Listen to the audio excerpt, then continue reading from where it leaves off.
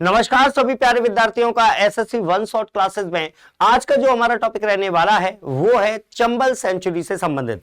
अभी हाल ही में एक खबर आपकी काफी ज्यादा चर्चाओं में रही है कि चंबल सेंचुरी जो है उसको डॉल्फिन सेंचुरी के रूप में बात बदलने की बात की जा रही है। अगर हम बात करते हैं यहाँ चंबल सेंचुरी की तो थोड़ी सी इसके बारे में जानकारी प्राप्त कर लेते हैं कि खबर क्या है। तो देखिए, सबसे पहले आप लोगों को याद रखना है कि जैसे ही चंबल सेंचुरी डॉल्फिन सेंचुरी के रूप में बदलेगी तो 100% बात यह होने वाली है कि पर्यटकों के लिए यह एक बहुत बड़ी आकर्षण की बात होगी, यानी कि पर्यटन जो आपका है वो यहां पर बढ़ेगा। इसके अलावा आप यहां पर गौर कर सकते हैं चंबल सेंचुरी के बारे में कि भैया राष्ट्रीय चंबल सेंचुरी प्रोजेक्ट की उप वन्य संरक्षक वन्यजीव आरुषि मिश्रा के द्वारा एक प्रस्ताव शासन को भेजा गया है। आरुषि मिश्रा जो आपके आईएफएस अधिकारी हैं, उनके द्वारा अभी हाल ही में एक प्रस्ताव केंद्र सरकार के पास भेजा गया है जो आपके चंबल सेंचुरी को डॉल्फिन सेंचुरी के रूप में बदलने से संबंधित है। इसके अलावा आपको यहां पर याद रखना है कि भैया इसके लिए चंबल सेंचुरी का कौन सा क्षेत्र चयनित किया गया है। तो आपको यहां पर याद रखना है कि इटावा स्थित राष्ट्रीय चंबल सेंचुरी के लिए सहसों क्षेत्र, कौन सा चंबल सेंचुरी में स्थित आपका इटावा में सहसों क्षेत्र जो है इसे डॉल्फिन सेंचुरी के लिए एक आदर्श जगह के रूप में स्वीकार किया गया है। अगर हम बात करते हैं चंबल सेंचुरी के बारे में तो चंबल सेंचुरी जो है ये आपके स्थापित हुआ था 1979 में। वर्ष 1979 में चंबल सेंचुरी की स्थापना की गई थी और इसके अलावा आपको विशेष तौर पर याद रखना है कि ये यहां पर पाए जाने वाले घड़ियालों के लिए विशेष रूप से प्रसिद्ध है।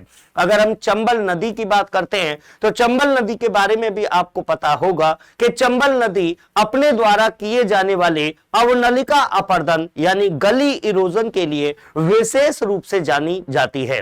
इसी की वजह से इटावा, भिंड, मुरैना ये जो आपके जिले हैं, इन जिलों में महाखड्ड या फिर बीहड़ों का निर्माण करने वाली नदी के रूप में चंबल को जाना जाता है। इसके अलावा यहां पर आप गौर कर सकते हैं कि मुख्य फोकस यानी चंबल सेंचुरी जो है, चंबल सेंचुरी मुख्य रूप से किन जीवों से संबंधित है, किन जीवों के संरक्षण से संबंधित है। तो आपको याद रखना है कि गंभीर रूप से संकटग्रस्त घड़ियाल, इसके अलावा रेड क्राउन रूफ कछुए और गंगा की डॉल्फिन, ठीक है, Ganga dolphin, red crown roof कछुए और आपके घड़ियाल, इनके संरक्षण से संबंधित आपके चंबल सेंचुरी है, या फिर आप कह सकते हैं कि यहां पर मुख्य फोकस जीव के रूप में इनका नाम आप याद रख सकते हैं। एक और चीज आप याद रखिएगा कि अगर हम बात करते हैं चंबल सेंचुरी की तो यहां पर पाए जाने वाले जो जीव हैं उनमें से बहुत सारे जीव आज की डेट में संकटग्रस्त प्रजाति के रूप में जाने जाते हैं, जिनमें आपके घड़ियाल और रेड क्राउन रूफ कछुए और उसके अलावा गंगा डॉल्फिन, ये तीनों ही शामिल है। अगर हम गंगा डॉल्फिन की बात करते हैं तो याद होगा आप लोगों को कि वर्ष 2009 में सरकार के द्वारा या भारत सरकार के द्वारा या शासन के द्वारा गंगा डॉल्फिन को राष्ट्रीय जलीय जीव के रूप में मान्यता दी गई थी। 2009 से पहले की अगर हम बात करें तो 2009 से पहले किसी भी जीव को राष्ट्रीय जलीय जीव का दर्जा हासिल नहीं था, लेकिन वर्ष 2009 में पहली बार गंगा की डॉल्फिन को आपके राष्ट्रीय जलीय जीव के रूप में मान्यता दी गई थी। इसके अलावा अगर आपसे पूछा जाए कि चंबल सेंचुरी कहां कहां पर फैला हुआ है तो आपको याद रखना है यह 3 राज्यों में फैला हुआ है, ठीक है। चंबल सेंचुरी की बात करें तो ये मध्य प्रदेश राज्य, इसके अलावा उत्तर प्रदेश और राजस्थान राज्य के क्षेत्रों में फैला हुआ एक अभयारण्य या सेंचुरी है। इसके अलावा आपको यहां पर याद रखना है कि यहां पर गंगा डॉल्फिन पाई जाती है और गंगा डॉल्फिन का बायोलॉजिकल नेम क्या है तो प्लेटनिस्टा गैंगेटिका। क्या प्लेटनिस्टा गैंगेटिका ये इसका जूलॉजिकल नेम है या फिर इसका जीव वैज्ञानिक नाम है। तो आपसे ऐसे भी प्रश्न बन सकता है कि गंगा की डॉल्फिन का बायोलॉजिकल नेम या जूलॉजिकल नेम क्या है, जीव वैज्ञानिक उसका नाम क्या है, यह भी आप लोगों से पूछा जा सकता है। इसके अलावा आप यहां पर गौर कर सकते हैं, ये देखिएगा गंगा की डॉल्फिन आपको दिखाई दे रही होगी।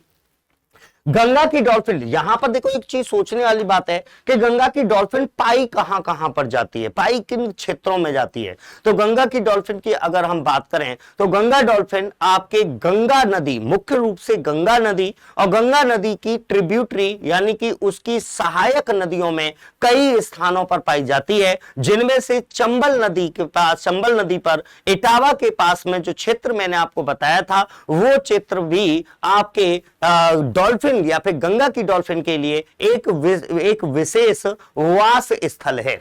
इसके अलावा यहां पर आप लोगों को याद रखना है कि चंबल नदी जो है ना, चंबल नदी जो है, चंबल नदी में कछुआ परिवार की 26 दुर्लभ प्रजातियों में से, है ना भाई, कछुआ परिवार की 26 ऐसी प्रजातियां हैं जो दुर्लभ प्रजातियां हैं, मतलब जो आसानी से प्राप्त नहीं होती, रेयर स्पेसीज हैं। उन 26 दुर्लभ प्रजातियों में से 8 प्रजातियां आपके चंबल नदी क्षेत्र में पाई जाती हैं। कहां पाई जाती हैं? चंबल नदी क्षेत्र में आपके कछुआ परिवार की 26 दुर्लभ प्रजातियों में से 8 प्रजातियां पाई जाती हैं। इसके अलावा चंबल नदी की बात करें तो यह नदी सबसे प्रदूषण मुक्त नदियों में से एक है ना, सबसे प्रदूषण मुक्त नदियों में से, मतलब मोस्ट पॉल्यूशन फ्री रिवर्स, ठीक है। तो पॉल्यूशन फ्री रिवर्स में से एक नदी के रूप में चंबल नदी का नाम आपको विशेष तौर पर याद रखना है। इसके अलावा देखिएगा, अगर चंबल नदी की इंफॉर्मेशन यहां पर देखें तो चंबल नदी की लंबाई जो है ये लगभग 960 किलोमीटर के आसपास है। कितना? 960 किलोमीटर के आसपास इसकी लंबाई है। और यह जो आपकी नदी है यह मध्य प्रदेश में स्थित जनापाव पहाड़ियों से, कहां? मध्य प्रदेश में स्थित जनापाव पहाड़ियों से जो आपकी चंबल नदी है, ये चंबल नदी निकलती है और इटावा के पास में जाकर, इटावा में जाकर गंगा नदी से मिलने का कार्य करती है। क्योंकि गंगा की सहायक नदी है तो आपसे ऐसे क्वेश्चन बन सकता है कि चंबल नदी गंगा से कहां मिलती है, तो ये इटावा में मिलती है। इसके अलावा अगर आपसे चंबल की सहायक नदियों के बारे में पूछा जाए तो चंबल की सहायक नदियों में बनास, काली सिंध और पार्वती नदी का नाम आपको विशेष तौर पर याद रखना है। कौन कौन सी? बनास नदी, काली सिंध नदी और पार्वती नदी जो हैं ये आपके चंबल नदी की प्रमुख सहायक नदियां हैं। इसके अलावा यहां पर आपसे पूछा जा सकता है कि चंबल नदी पर कौन कौन से बांध स्थित है, बांधों पर भी क्वेश्चन आ जाता है। तो चंबल नदी पर मुख्य रूप से आपको गांधी सागर बांध, राणा प्रताप सागर बांध, जवाहर सागर बांध और कोटा बैराज, ठीक है। कौन कौन सा? गांधी सागर बांध, राणा प्रताप सागर बांध, जवाहर सागर बांध और कोटा बैराज बांध आपको याद रखना है, जो आपके चंबल नदी पर स्थित है। यहां पर बांधों के नाम मैंने आपको बताए हैं। आप लोगों के लिए होमवर्क ये रहेगा, मुझे कमेंट सेक्शन में आप लोग बताइएगा कि ये जो मैंने बांध बताए हैं ये बांध किन स्थानों पर स्थित है। तो भैया इसी इंफॉर्मेशन के साथ में नेक्स्ट वीडियो में किसी नई इंफॉर्मेशन के साथ, नई वीडियो के साथ, नए कंटेंट के साथ दोबारा आपसे मुलाकात करेंगे। तब तक के लिए जय हिंद, जय भारत।